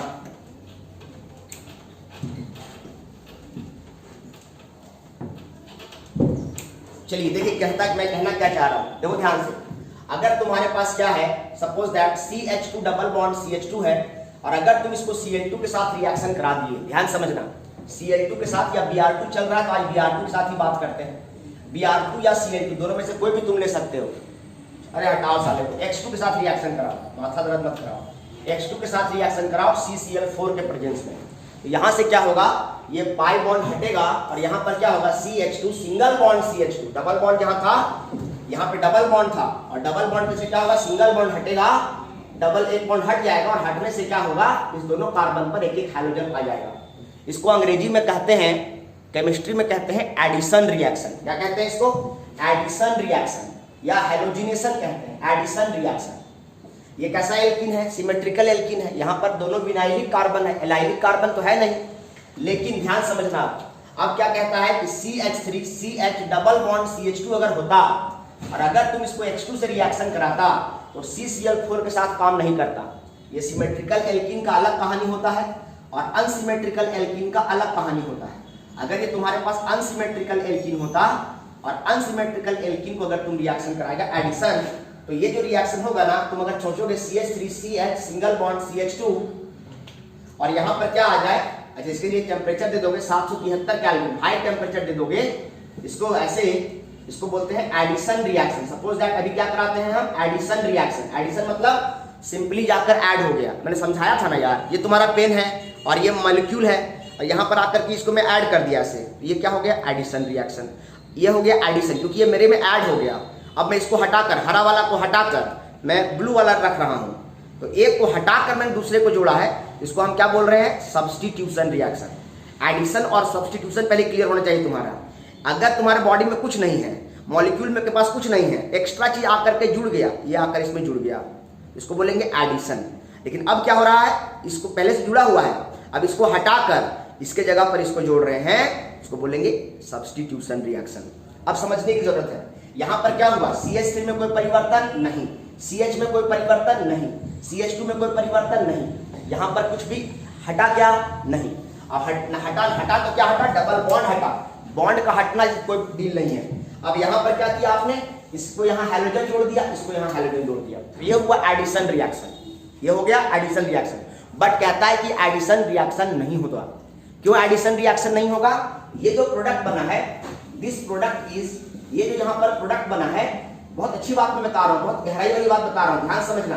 ये जो प्रोडक्ट बनेगा ये क्या है, रिवर्सिबल इन नेचर, मतलब ये अनस्टेबल है। रिवर्सिबल बोले तो क्या है, अनस्टेबल है, रिवर्सिबल इन नेचर, और ये तुरंत अपना अस्तित्व खो देगा और तुरंत यहाँ से हैलोजन हट जाएगा और यहाँ पर क्या होगा, डीहैलोजिनेशन होगा। यहाँ पर क्या होगा, डीहैलोजिनेशन। मैंने लिखा है दिस प्रोडक्ट इज, मैंने लिखा है this product is reversible. Reversible मतलब ये पुनः ऐसा बन जाएगा। ओह शिट, अरे लाइट का ही प्रॉब्लम चल रहा है, पता नहीं क्या हो गया है, मूड ऑफ हो जाता है। चलो इसको कंटिन्यू करूंगा मैं नेक्स्ट लेक्चर में। Yes, now come back again. तो हम लोग कहाँ थे बच्चों, अभी हम लोग हैं, ये अनसिमेट्रिकल एल्कीन है। अगर इसको 773 केल्विन पर अगर करेंगे हाई टेम्परेचर पर, ठीक है, तो ये आपको देखने को मिलेगा ऐसा एडिशन रिएक्शन। ठीक है, इसको हमने कहा एडिशन रिएक्शन। लेकिन ये हमने क्या कहा कि ये जो प्रोडक्ट है वो अनस्टेबल है और इसका क्या हो जाएगा, तुरंत से डीहैलोजिनेशन हो जाएगा और फिर जैसा है वैसा ही बन जाएगा। This product is reversible, unstable in nature and undergo dehalogenation. और फिर से क्या करेगा, ये अंडरगो डीहैलोजिनेशन, डीहैलोजिनेशन, और इसका क्या हो जाएगा, फिर से डीहैलोजिनेशन हो जाएगा, मतलब हैलोजन यहां से हट जाएगा। ठीक है, तो डीहैलोजिनेशन हो जाएगा। अगर आप चाहते हैं कि इससे स्टेबल प्रोडक्ट बने, इसके लिए आपको क्या करना पड़ेगा, आपको 773 केल्विन पर ये अपने आप, आपको कुछ नहीं करना है इस टेम्परेचर पे ऐसा करने के बजाय, तो ये इधर जाने से बेहतर इसके लिए यह होगा, ये बेहतर क्या होगा, वो एडिशन रिएक्शन ना करके, वो क्या करे, एडिशन रिएक्शन ना करके उसको क्या करना पसंद करेगा, ये इस टेम्परेचर पर सब्स्टिट्यूशन रिएक्शन करना पसंद करेगा। क्या करेगा, सब्स्टिट्यूशन। क्यों, क्योंकि उससे उसको इरिवर्सिबल प्रोडक्ट मिल रहा है, स्टेबल प्रोडक्ट मिल रहा है। ये क्या करेगा, CH3CH, अच्छा CH2, और यहाँ पर क्या होगा, एलाइलिक कार्बन से हाइड्रोजन हटा करके वहां हैलोजन जुड़ जाएगा, डबल बॉन्ड CH2 और प्लस क्या हो जाएगा, HCl बाहर होगा। क्यों HCl, क्योंकि यहाँ CH3 था, वहां पर यहाँ क्या हो गया है, CH2 हो गया है। तो एक हाइड्रोजन यहाँ से हटा, उसकी जगह पर क्या ऐड हो गया, क्लोरीन ऐड हो गया, और हाइड्रोजन और क्लोरीन जो बचा, सो Cl2 अगर मान लीजिए आपने लिया होता तो एक क्लोरीन बचा होता, क्योंकि दो क्लोरीन में से एक क्लोरीन यहाँ कंज्यूम हुआ है, तो एक क्लोरीन बचा 100 और एक हाइड्रोजन है 100, दोनों मिलकर क्या बन जाता, HCl बन जाता। तो ये बनने के बजाय तो ये बनना पसंद करेगा, और इसीलिए मैं बार बार कह रहा हूं कि वहां पर क्या होगा, एलाइलिक हैलोजिनेशन होगा। और जब एलाइलिक हैलोजिनेशन होगा तो ये एक तरह का सब्स्टिट्यूशन रिएक्शन हुआ, और वहां पर क्वेश्चन में क्या कह रहा था कि एडिशन रिएक्शन होना चाहिए, सॉरी वहां पर क्या होना चाहिए, सब्स्टिट्यूशन रिएक्शन होना चाहिए, क्वेश्चन में कह रहा था, है ना। और वहां पर तो ये आपको समझ में आ गया, ज्यादा इसको समझाने की जरूरत नहीं है। तो ये वाला क्यों नहीं होगा, ये वाला क्यों होगा, ये समझना था मैं, ये समझ में आपको आ गया। ये क्वेश्चन यहाँ पर समाप्त होता है। अगले सवाल की तरफ आते हैं और अगला सवाल तुम्हारे पास है ओके, आइसोमर लिखना है C4H9Br का। इसको आप लिखना चाहते हैं तो लिख सकते हैं। ये प्रोडक्ट फेवरेबल है, ये प्रोडक्ट प्रिफर्ड करेगा, वो नहीं करेगा, उसको एडिशन कह रहे हैं जब डबल बॉन्ड हट के दोनों पर विनाइलिक कार्बन पर हैलोजन लग जाए। देखिए अगला सवाल क्या कहता है, ध्यान से देखेंगे।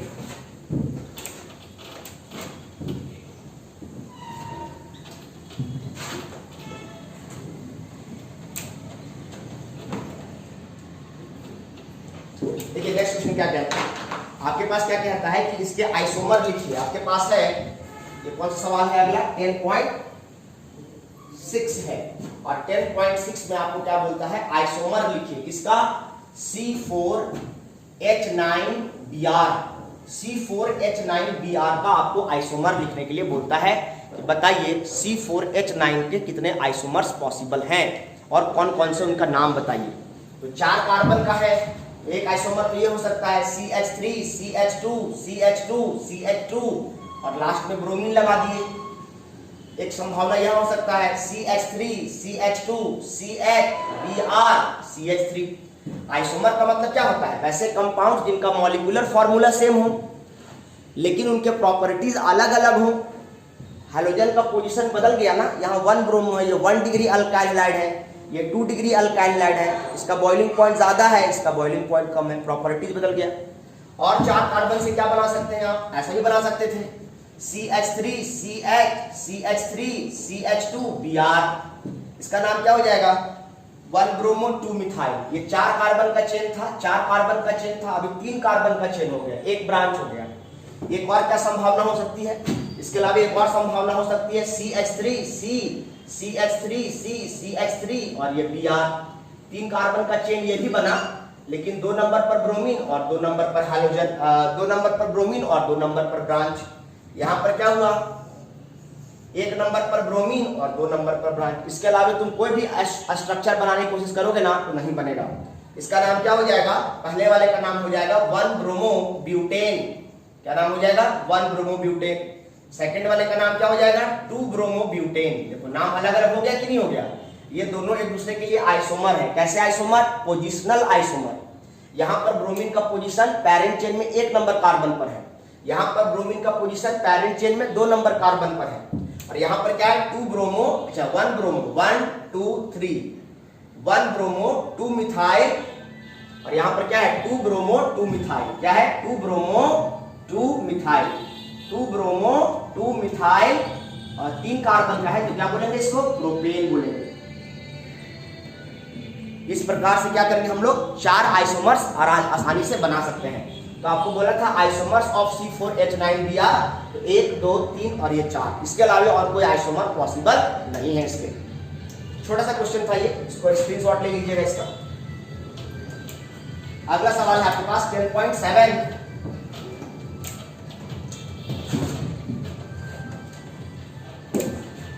10.7 क्या कहता है, ओके ये अच्छा क्वेश्चन है। 10.7 क्या कहता है, ये अच्छा क्वेश्चन है। कन्वर्जन दिया है, आपको कन्वर्ट करना है। क्या कन्वर्ट करना है, पहला आपके पास है 1 आयोडोब्यूटेन बनाना है। आपके पास क्या है, 1 ब्यूटेनॉल है, क्या आपके पास 1 ब्यूटेनॉल, और इससे आपको बनाना है, क्या बनाना है, 1 आयोडोब्यूटेन बनाना है। क्या बनाना है, 1 आयोडोब्यूटेन बनाना है। समझ रहे हैं, मतलब आपके पास क्या है, 1 ब्यूटेनॉल का मतलब तुम समझ रहे हो, CH3 CH2 3 कार्बन हो गया, 4 कार्बन हो गया और OH है। यहां से आपको यहां जाना है तो आपके पास ब्यूटेनॉल 1 2 3 4 कार्बन ब्यूटेन और उसमें अल्कोहल लगा है तो ब्यूटेनॉल। और यहां से जहां पर OH लगा हुआ है, इस OH की जगह पर आपको क्या लगाना है, आयोडीन लगाना है। क्या लगाना है, आयोडीन लगाना है। तो आप डायरेक्ट जा सकते हैं, डायरेक्ट एक स्टेप में भी जा सकते हैं। यहां पर आपको क्या बनाना है, CH3 CH2 CH2 CH2 और जहां अल्कोहल है वहां पर हेलो एल्केन बनाना है। तो अल्कोहल से हेलो एल्केन बनाना तो सिखाया गया है। आयोडीन वाला अगर बनाना है, क्लोरीन नहीं जोड़ना है, ब्रोमीन नहीं जोड़ना है, आयोडीन जोड़ना है, तो हम क्या ले सकते हैं? फास्फोरस। क्या ले सकते हैं? फास्फोरस ले सकते हैं। और साथ साथ क्या ले सकते हैं? I2 ले सकते हैं। क्या ले सकते हैं? I2 ले सकते हैं ऐसा करने से, या HI ले सकते हैं। या फिर आप इसको नहीं लेना चाहते हैं तो सबसे पहले तुम क्या कर लो, पहले तो आप फास्फोरस और I2 ले ही लो। एक तरीका यह भी हो सकता है ना भाई, एक तो फास्फोरस ले लो और I2 ले लो, आयोडीन के साथ फास्फोरस डाल दो, रिएक्शन कराओ, सीधा बन जाएगा। ये एक तरीका है। दूसरा तरीका अगर आपको ये बनाना है तो ये तुम्हारा मेथड 1 था। एक तरीका तो यह हो सकता है। दूसरा तरीका क्या हो सकता है भाई? दूसरा मेथड देखो क्या हो सकता है। दूसरा मेथड, सबसे पहले तुम्हारे पास अगर अल्कोहल है, तुम्हारे पास क्या है? अल्कोहल है। Suppose that CH3 CH2 CH2 CH2 OH है, और इसको तुम रिएक्शन करा दो SOCl2 के साथ। याद करो, थायोनाइल क्लोराइड के साथ। ऐसा करने से क्या होगा? जहां पर OH लगा हुआ है वहां पर क्या हो जाएगा बच्चों? पता है आपको, क्लोरीन हो जाएगा। और क्या होगा? Sulphur dioxide. और क्या होगा? H2O बाहर हो जाएगा। H2O के HCl, H2O बाहर हो जाएगा। 2 क्लोरीन एक HCl बाहर होना चाहिए। यहाँ पर क्या बाहर होगा? HCl, क्योंकि F2 कंज्यूम हो गया। तो ये तुम्हारे पास एक तरीका है बनाने का। अब यहाँ पर तुम्हारे पास क्या बना है? क्लोरोब्यूटेन। तुमको बनाना क्या है? आयोडोब्यूटेन। अब आप जानते हैं हैलोजन एक्सचेंज करना, तो क्लोरीन हो गया है, इसको तुम करा दो रिएक्शन सोडियम आयोडाइड के साथ, और किसके साथ? ड्राई एसीटोन के साथ। क्या कहते हैं इस रिएक्शन को? फिनकैल्स्टीन रिएक्शन। क्या कहते हैं? फिनकैल्स्टीन रिएक्शन। ये किस लिए होता है? हैलोजन एक्सचेंज करके, और आयोडीन, जहां क्लोरीन है यहाँ ब्रोमीन है, वहां पर आयोडीन लगाना है, तो आप ऐसे कर सकते हो। CH3 CH2 CH2 CH2, और जहां क्लोरीन था वहां पर क्या आ जाएगा? आयोडीन आ जाएगा। तो सबसे पहले अल्कोहल से क्लोरीन बना लो, और क्या क्लोरीन वाला कंपाउंड से उसको एक्सचेंज करके आयोडीन बना लो। इसके जगह पर तुम SOCl2, याद कीजिए, पढ़ाए हैं, इसके जगह पर तुम क्या ले सकते थे? PCl5।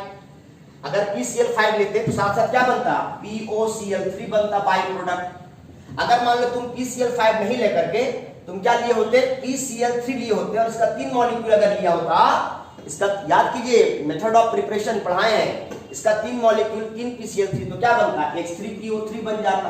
क्या बन जाता है? यहाँ पर जो ये बना है इसकी जगह पर अगर PCl5 लोगे तो POCl3 बनेगा, साथ में बाई प्रोडक्ट। अगर PCl3 लेता साथ में बाई प्रोडक्ट क्या बनता? H3PO3 बनता। तो यहाँ पर ये बन जाता, और उसके बाद हैलोजन एक्सचेंज करके और क्लोरीन से आयोडीन बना लेता।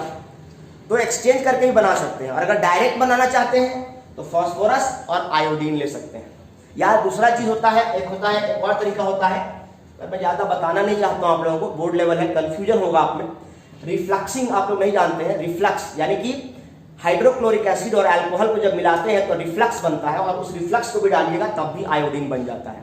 मैंने कहा अल्कोहल, कोई भी अल्कोहल और हाइड्रोक्लोरिक एसिड दोनों को मिला दो, तो मिलाने से जो प्रोडक्ट बनता है उसको कहते हैं रिफ्लक्स। और रिफ्लक्स किसमें अगर डालोगे ना, तब भी यहाँ पर क्या होगा? अल्कोहल से आयोडीन बन जाएगा। पर उतना आपको जानने की जरूरत नहीं है, आप ऐसे बनाओ। या तो ज्यादा टेंशन लग रहा है कैसे मेरे को बनाना है, रटो मत। मैं क्या कर रटो मत, तुम ये जानते हो, ये तो तुम जानते हो ना, थायोनाइल क्लोराइड है, SOCl2 बेस्ट रिएजेंट होता है। अल्कोहल को हेलो एल्केन में कन्वर्ट करने का बेस्ट रिएजेंट है। ये अल्कोहल है और यहाँ हैलोजन लगा है, तो अल्कोहल को हेलो एल्केन में कन्वर्ट करना जानते हो ना। 4-5 मेथड सिखाया गया है, उसमें सबसे बेस्ट मेथड बताया गया था थायोनाइल क्लोराइड SOCl2, इसी को क्या बोलते हैं? Sulphurous dichloride. तो उससे तुम क्लोरो वाला बना लो, और फिर उसका हैलोजन एक्सचेंज जानते हो, फिनकैल्स्टीन रिएक्शन, सोडियम आयोडाइड और ड्राई एसीटोन, दोनों को लगा दो, जहाँ पे क्लोरीन है वहां पर आयोडीन आ जाएगा। एकदम सिंपल एक्सचेंज हो जाएगा। साथ साथ क्या बन जाएगा? NaCl बन जाएगा।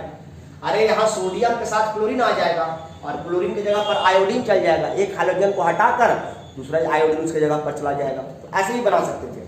ठीक है, ये सवाल हो गया। 1 ब्यूटेनॉल से 1 आयोडोब्यूटेन बनाना है, तो एक तरीका, बहुत सारे मेथड हो सकते हैं, पर 2 मेथड है। आपको जो इसमें बनाना है उससे आप बना सकते हैं। मेरे हिसाब से आप इस मेथड से जाओ, भले एक स्टेप लंबा है पर तुमको याद नहीं रखना पड़ेगा, एग्जाम में रटना नहीं पड़ेगा, तुम आसानी से जा सकते हो। तो इस मेथड को फॉलो करो, मेरा अपना ओपिनियन है। ठीक है, चलो आगे चलते हैं। इसके बाद इसको हटाना चाहते हैं,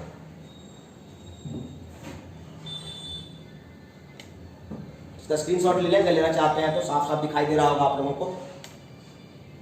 चलो अगला सवाल आपके पास क्या है, उसी का सेकंड पार्ट। अभी फर्स्ट पार्ट था ये कि ब्यूटेनॉल से आपको आयोडोब्यूटेन बनाना था। अभी हमने क्या सीखा, ब्यूटेनॉल से आयोडोब्यूटेन बनाना सीखा। ब्यूटेनॉल से आयोडोब्यूटेन हमने बनाना सीख लिया है।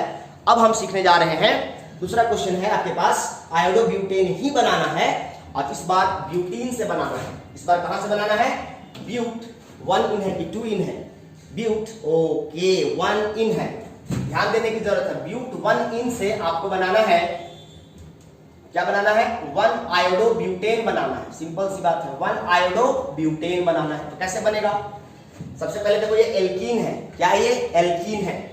मतलब तुम्हारे पास समझ रहे हो क्या है, CH3 CH double bond CH और CH3 है। इसका तुम क्या कराओ, रिएक्शन कराओ, किसके साथ, किसके साथ, HX के साथ, किसके साथ, सपोज दैट करा लो तुम HCl के साथ करा लो और यहाँ पर H2O2 रख दो, पेरोक्साइड। ये पेरोक्साइड अगर नहीं रहेगा तो एंटी मार्क को लगेगा, अगर पेरोक्साइड है तो एंटी मार्क को लगेगा, अगर पेरोक्साइड नहीं रहेगा तो फिर मार्क को लग जाएगा। और हमको 1 आयोडो बनाना है, 1 नंबर पर आयोडीन जोड़ना है, तो पहले 1 नंबर पर क्लोरीन जोड़ेंगे तब ना। और मार्को सॉरी यहाँ पर क्या है, 1 ब्यूटीन बोला था ना, इसका मतलब क्या हो जाएगा, CH3 CH2 CH double bond CH2। Double bond के दोनों तरफ कार्बन की संख्याएं अलग अलग हैं, तो ये एक तरह का अनसिमेट्रिकल एल्कीन है। क्या है ये, अनसिमेट्रिकल, डबल बॉन्ड के दोनों तरफ कार्बन की संख्याएं अलग अलग है, अनसिमेट्रिकल एल्कीन है, इसका नाम है ब्यूट 1 इन। ठीक है, और यहां पर हमको क्या करना है, इस कार्बन पर 2 हाइड्रोजन है और इस कार्बन पर एक ही हाइड्रोजन है।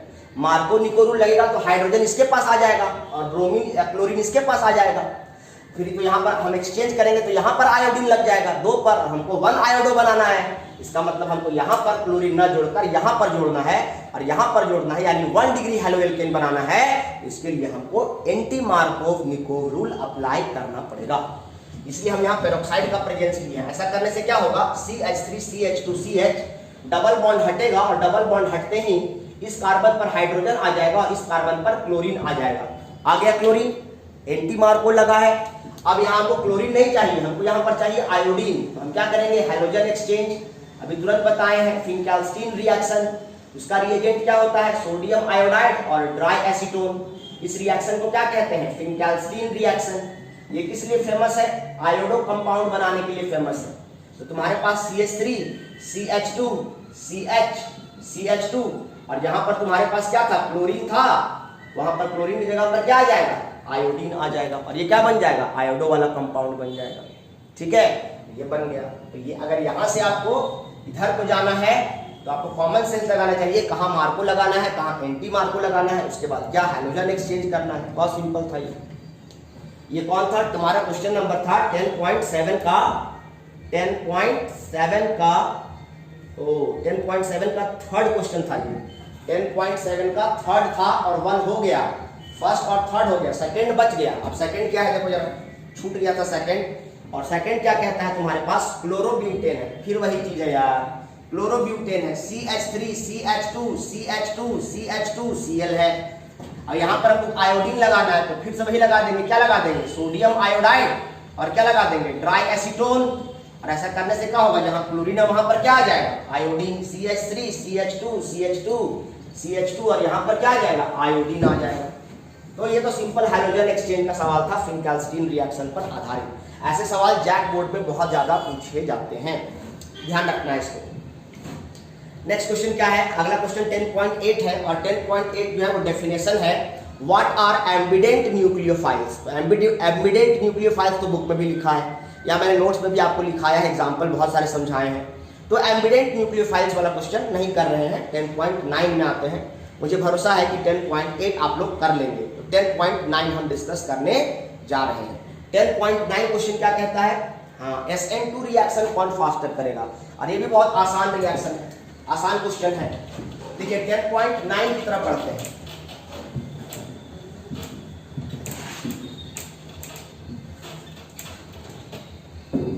देखो 10.9 क्या कहता है, which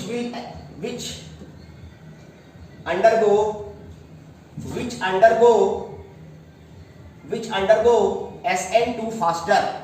इन दोनों में से कौन SN2 फास्टर करेगा, ये सवाल है। 10.9 एक्सरसाइज का क्वेश्चन डिस्कस हो रहा है। 10.9 विच अंडरगो SN2 फास्टर। सवाल क्या है आपके पास? पहला है CH3Br और दूसरा है CH3I, इन दोनों में ज्यादा फास्ट SN2 कौन करेगा? तो आंसर है ये करेगा। सवाल है फिर से क्यों करेगा ये?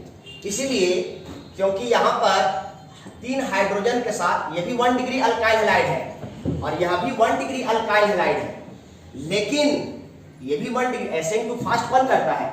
SN2 सबसे ज्यादा कौन करता है? 1 डिग्री, उसके बाद 2 डिग्री, उसके बाद 3 डिग्री अल्काइल हैलाइड करता है। सबसे फास्ट SN रिएक्शन कौन करता है? SN2 reaction. SN2 सबसे तेजी से करता है 1 डिग्री अल्काइल हैलाइड, उसके बाद 2 डिग्री अल्काइल हैलाइड, उसके बाद 3 डिग्री अल्काइल हैलाइड। यहाँ पर दोनों 1 डिग्री अल्काइल हैलाइड है और पूछता है कि इन दोनों में बताइए कौन SN2 रिएक्शन फास्टर करेगा।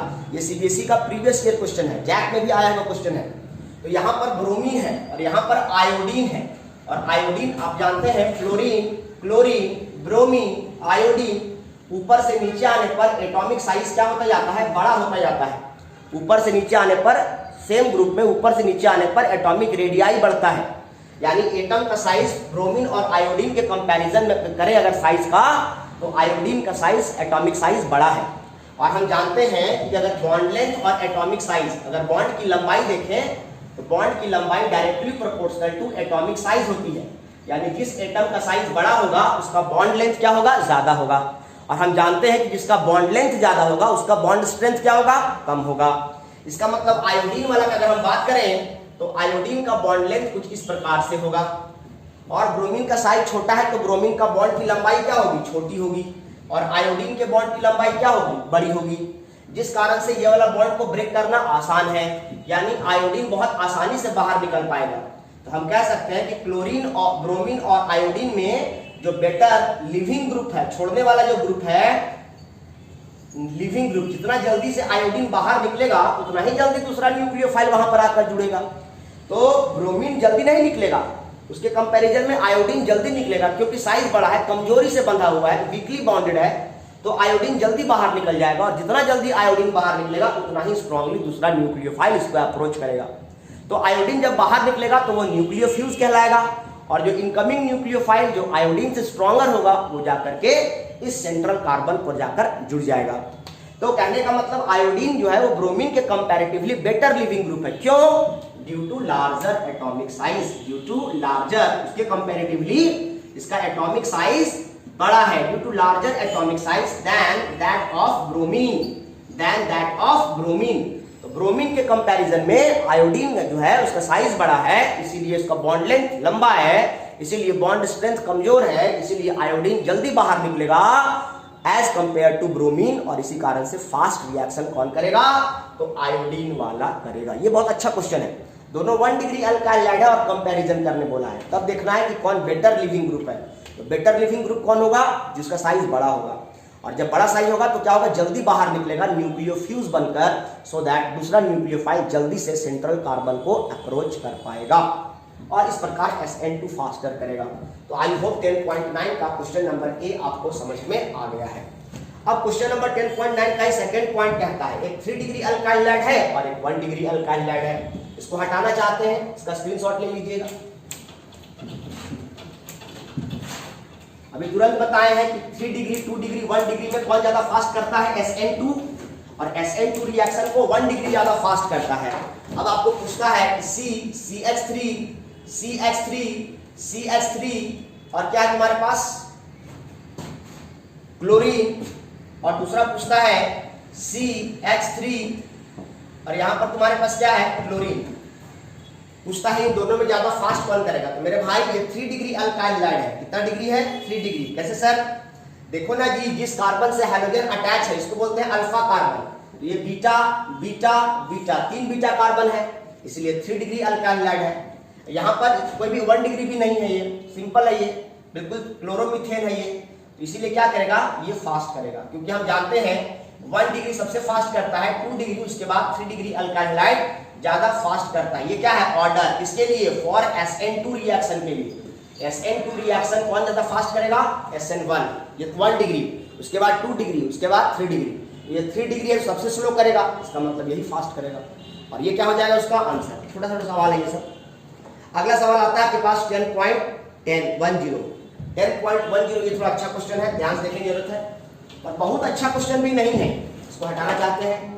बहुत अच्छा क्वेश्चन भी नहीं है 10.10, सभी को सवाल पढ़िए। और सवाल कहता है ये 10.10 का जो क्वेश्चन है वो एलिमिनेशन रिएक्शन, कौन सा रिएक्शन है? Elimination reaction. आप जानते हैं, पहले समझिए एलिमिनेशन रिएक्शन क्या होता है। 10.10 ध्यान समझिए, अगर मान लो तुम्हारे पास क्या है CH3 CH2Cl है, अगर इसको तुम रिएक्शन करा दो अल्कोहलिक के साथ, अल्कोहलिक KOH के साथ रिएक्शन करा दो, तो ये क्या होगा CH3 के जगह पर क्या हो जाएगा CH2, और यहाँ पर CH2 और डबल बॉन्ड बाहर हो जाएगा, और KCl बाहर होगा और H2O बाहर होगा। इसको कहते हैं एलिमिनेशन रिएक्शन। एलिमिनेशन का मतलब ये तुम्हारा अल्फा कार्बन है, ये तुम्हारा बीटा कार्बन है, यानी अल्फा कार्बन क्यों कह रहे हैं? क्योंकि इस कार्बन से हाइड्रोजन जुड़ा है, और उसके बगल वाला कार्बन को क्या कह रहे हैं? बीटा कार्बन कह रहे हैं। तो अल्फा कार्बन से हाइड्रोजन बाहर हो रहा है और बीटा कार्बन से हाइड्रोजन बाहर हो रहा है, जिस कारण से इन दोनों कार्बन की वैलेंसी डिस्टर्ब हो जा रही है। कार्बन 4 बॉन्ड बनाता है, तो क्लोरीन यहाँ से बाहर निकला तो 3 ही बॉन्ड बना रहा है, यहाँ से हाइड्रोजन बाहर निकला 3 ही बॉन्ड बना रहा है, तो दोनों का बॉन्ड डिस्टर्ब हुआ, इसलिए दोनों के बीच में क्या आ जाएगा? डबल बॉन्ड आ जाएगा, और डबल बॉन्ड आने से क्या हो जाएगा? इसको कहते हैं एलिमिनेशन रिएक्शन। ये एलिमिनेशन रिएक्शन करवाने का रिएजेंट होता है क्या? Alcoholic KOH। एक दूसरा रिएजेंट भी होता है, क्या होता है? C2H5OH, इसको क्या कह रहे हैं? अल्कोहल। इसको हम लोग कहते हैं इथेनॉल। क्या कहते हैं इसको हम? इथेनॉल। प्लस क्या दूसरा चीज क्या हो सकता है? CH3COONA, इसको कहते हैं सोडियम एसिटेट। क्या कहते हैं इसको हम लोग? सोडियम एसिटेट कहते हैं, सोडियम एसिटेट। अगर इन दोनों को भी एक साथ रखा जाए या पोटेशियम एसिटेट रखा जाए, क्या रखा जाए? Potassium acetate. मान लीजिए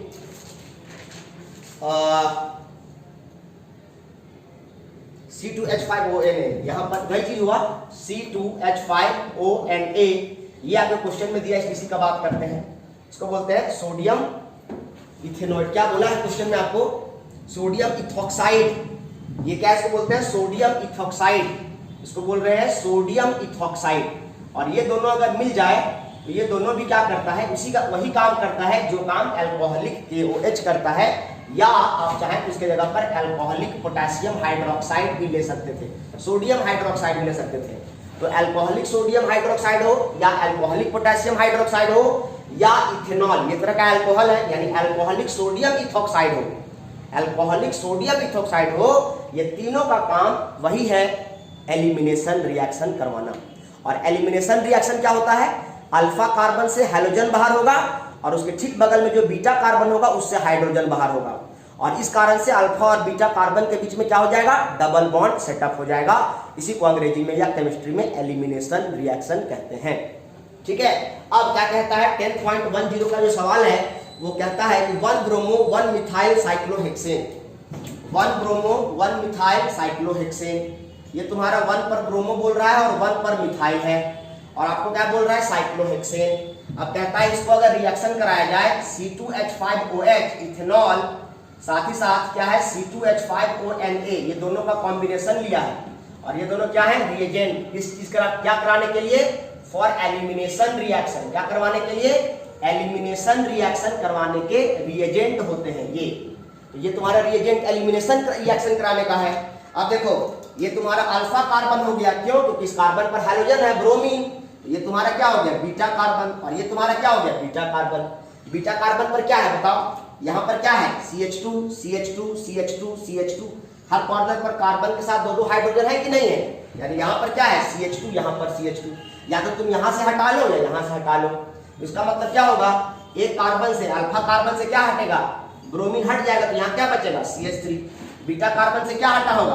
अरे बाबा यहाँ पर क्या रहा होगा? हाइड्रोजन हाइड्रोजन, यहाँ पर क्या रहा होगा? हाइड्रोजन हाइड्रोजन, इसको भी बोल रहे हैं बीटा कार्बन, इसको भी बोल रहे हैं बीटा कार्बन। तो या तो इस बीटा 1 से तुम हटा लो, अगर बीटा 1 से हटाओगे तो अल्फा और बीटा 1 के बीच में डबल बॉन्ड आ जाएगा, अगर बीटा 2 से कोई बच्चा हटाएगा तो अल्फा और बीटा 2 के बीच में डबल बॉन्ड आ जाएगा।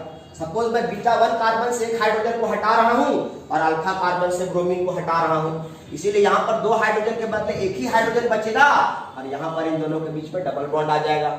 कोई बच्चा अगर चाहे उसको ऐसा नहीं करके, कोई बच्चा इसका प्रोडक्ट ऐसे भी लिख सकता था CH3, और यहाँ एक हाइड्रोजन दिखाता और यहाँ डबल बॉन्ड दिखाता, क्योंकि हो सकता है कि कोई बच्चा बीटा 2 कार्बन से हटाए कोई बच्चा बीटा 1 से हाइड्रोजन को हटाए तो बीटा से हाइड्रोजन हटेगा और अल्फा से हाइड्रोजन, यहाँ 2 बीटा कार्बन है तो 2 सही होगा, नाम दोनों का सेम ही है, इसलिए हम यहाँ प्लस का साइन नहीं लगाकर और लिखे हैं। यह भी बन सकता है, वह भी बना सकते हैं, कोई बच्चा वो बना सकता है, वो ये बना सकता है, दोनों सेम चीज है और दोनों आंसर ही सही है, गलत यहाँ पर कुछ भी नहीं है।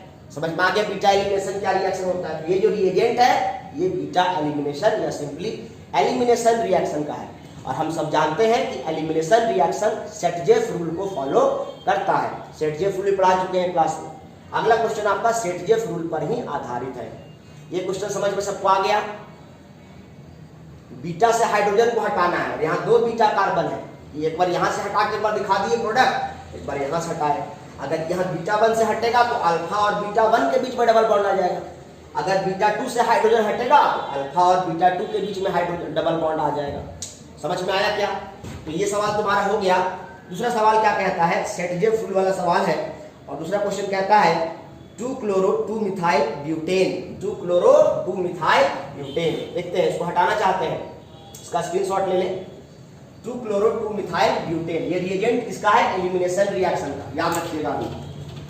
2-chloro-2-methyl ब्यूटेन, देखते हैं 2-chloro-2-methyl ब्यूटेन क्या है।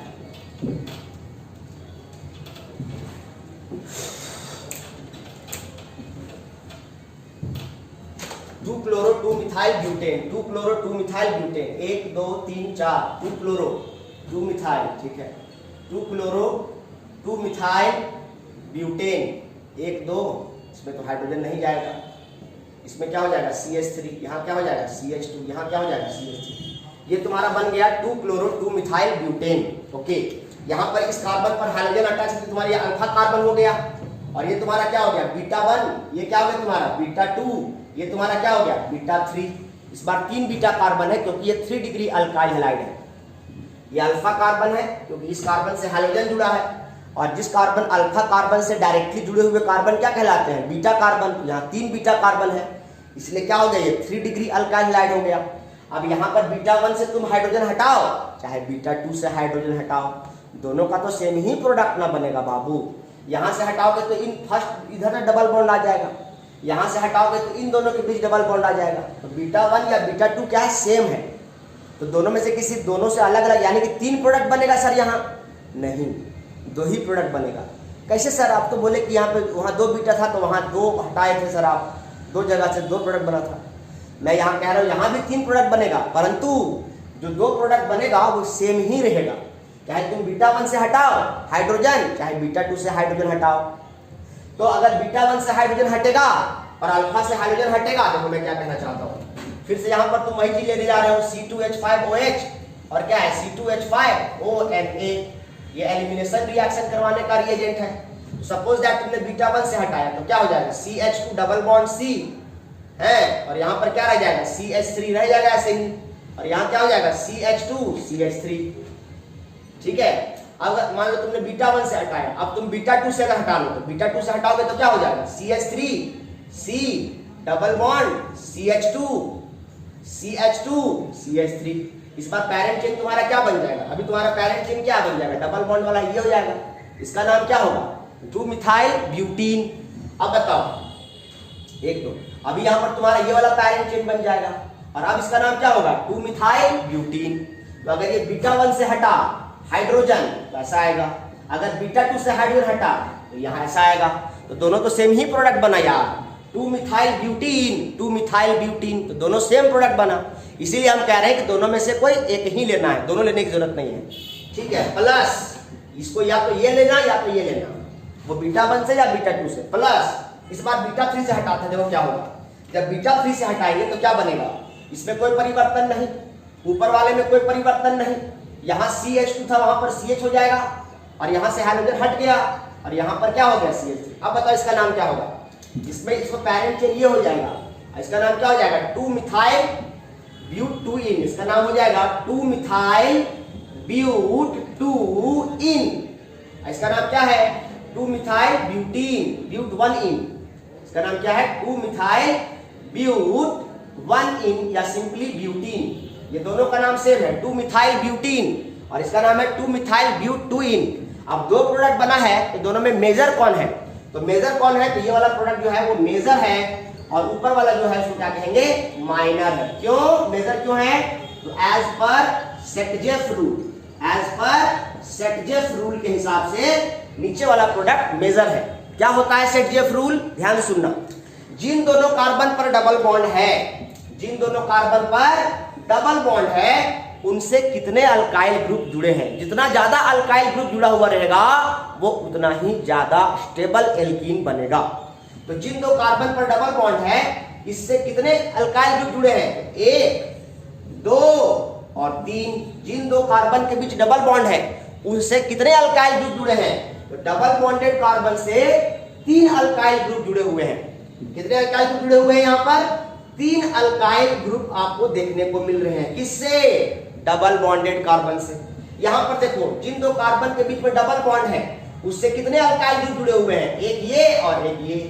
ये वाला जो लास्ट वाला CH3 है, ये डबल बॉन्डेड कार्बन से डायरेक्टली तो नहीं जुड़ा है, यानी यहाँ 2 अल्काइल ग्रुप जुड़े हुए हैं। कितने अल्काइल ग्रुप जुड़े हुए हैं? 2 अल्काइल ग्रुप। और सेटजेस रूल क्या कहता है? सेटजेस रूल कहता है कि डबल बॉन्डेड कार्बन से जितने ज्यादा अल्काइल ग्रुप जुड़े हो, वो उतना ही ज्यादा स्टेबल माना जाता है, और इसीलिए ये वाला क्या बन रहा है? मेजर, और वो वाला दोनों में से कोई एक क्या बन रहा है? माइनर। और इस प्रकार से 10.102 यहाँ खत्म होता है। यहाँ पर आपको 10 सवाल करा दिए गए हैं। इसके बाद आगे हम लोग आएंगे, एक लेक्चर और आएगा, उसमें हम लोग सारे कन्वर्जन्स खाली करेंगे। अब उसके बाद ये चैप्टर ओवर हो जाएगा, एक पार्ट इसका और आएगा। ठीक है, ओके, थैंक यू। कोई बात नहीं समझ में आए तो कमेंट करेंगे, और थोड़ा पढ़िए ध्यान से, चीज़ों को समझिए, प्रैक्टिस कीजिए।